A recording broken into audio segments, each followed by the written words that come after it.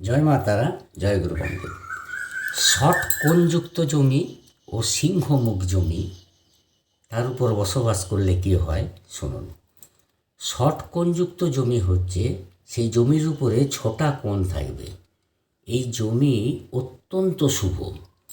এই জমির উপর বসবাস করলে সে চিরজীবন সুখ শান্তিতে বাস করবে, ধন সম্পত্তি বৃদ্ধি পাবে। এরপর বলছি সিংহমুখ জমি।